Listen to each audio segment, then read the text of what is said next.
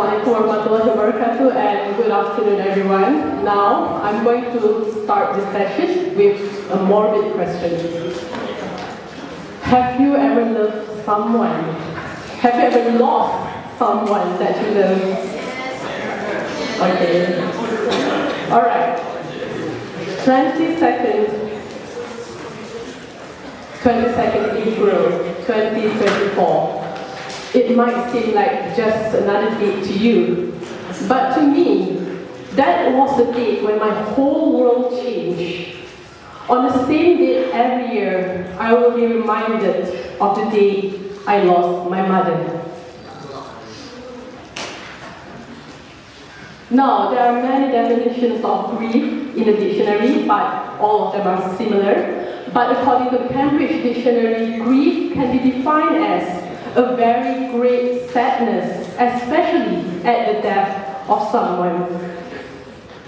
Now, I can tell you that even though I look fine now, I could smile, I could talk to you about my mother's death without crying my heart out as compared to the early days, I am actually still grieving. So, questions. How do we cope with grief? How long does it take to get over someone's death? 5 years? 10 years? Is there an expiry date to grief? Alright, so today I'm going to tell you some of the important things you should know about grief, whether grieving or not. Because like it or not, you will be grieving one day. Not to be pessimistic, just optimistic, just realistic, okay? Alright, so and if you are grieving like I am, then this is my gift to you, from a griever to another. When my mother's cancer recurred this time more aggressively, there was this mixture of crushing emotions, sadness, anxiety, worry, emptiness. I tried so hard to be optimistic, but deep inside, my mind couldn't help visualizing about the day when she will finally leave us. And how do we live our lives without her? I didn't realize it at that time that I was already grieving even before she was gone. This is known as anticipatory grief, often experienced by those who live with or care for someone with illnesses you know will lead to their death. Anticipatory grief is very challenging. You feel helpless as you watch the conditions of your loved ones deteriorate. There will be lots of questions swirling in your head. Why does this happen? When will that happen? How to prevent it from happening? You will hover between feelings of optimism, pessimism, and realism. You will be fervently praying for miracles to happen. For me, the period of anticipatory grief escalated when I was pursuing my studies in London. There, I received a call from my father, who said that my mother was in a critical condition. The 13 hours journey back to Malaysia was agonizing. And my mother passed away 3 hours after I arrived. So, her death marked the end of my anticipatory grief from the moment she was diagnosed with cancer in 2020 till her death in 2024. Now that she was gone, I was forced to face something much bigger, something so heartbreaking it couldn't be described with words, something that could only be understood by those who experienced it. And that something is the grief. When my mother passed away, I was calm the whole day. In fact, I even marveled at my own ability to stay grounded. But little did I know that my brain was still processing the fact that she was no longer here. Nevertheless, I just went to bed feeling lethargic and jet lagged. But when I woke up the next day, bam! The feeling of pain was so excruciating. I cried so hard, my chest felt like it was about to burst. The feeling of pain engulfed me like huge waves of tsunami, leaving me suffocated. I could not stop crying, sobbing, all by myself in my room. There were these dark clusters of clouds hovering above me. I felt that I could never ever be happy, nor could I ever smile again. I mean, after all that happened, how can happiness return to me? So this intense feeling of sorrow continued for almost 2 months after my mother's death, crashing down upon me in waves during unsuspecting moments. I call this as the initial period of grief, and it was the most difficult period ever. Now, why does grief hurt you so much as compared to normal sadness? It has something to do with your brain. So Mary Frances O'Connor, an American psychologist, wrote a book called The Grieving Brain.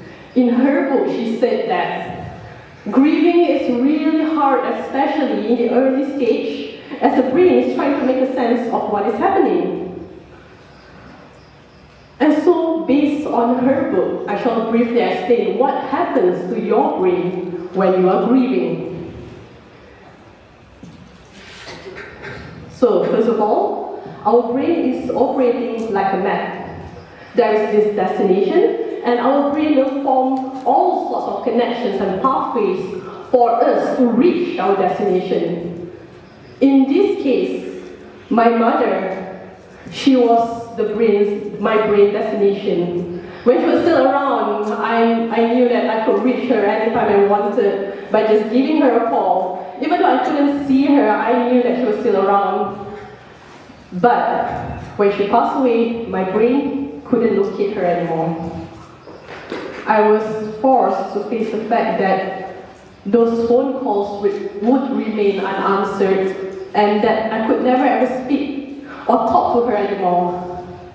To cope with this, my brain is forced to create new pathways, new connections, all for the reason of helping me to understand that my mother is no longer in this world. As a result of the brain's plasticity and adaptability, you will feel exhausted. You will feel emotionally, physically, mentally vulnerable. The emotions will hit you the hardest during this period. Even making simple decisions feels difficult because your brain has been working really hard to help you cope with this new information that the person you love is no longer here anymore.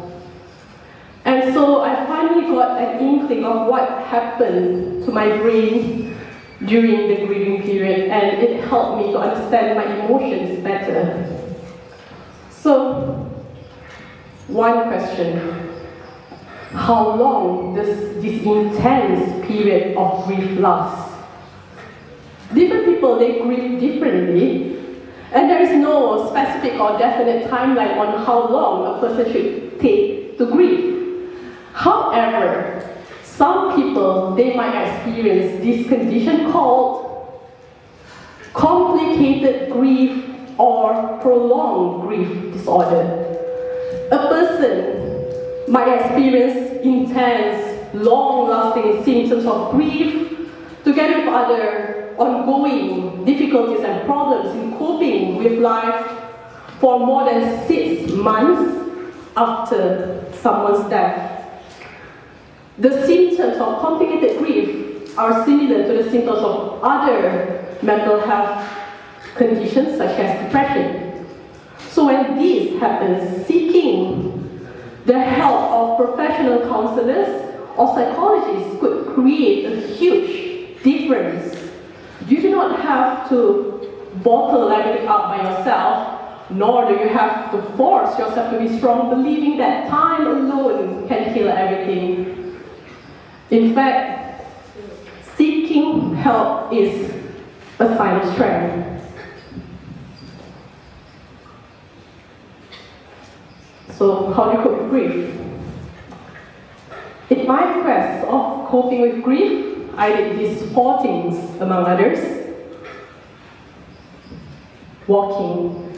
So just get moving. Just force yourself to move. Walking is healthy and therapeutic.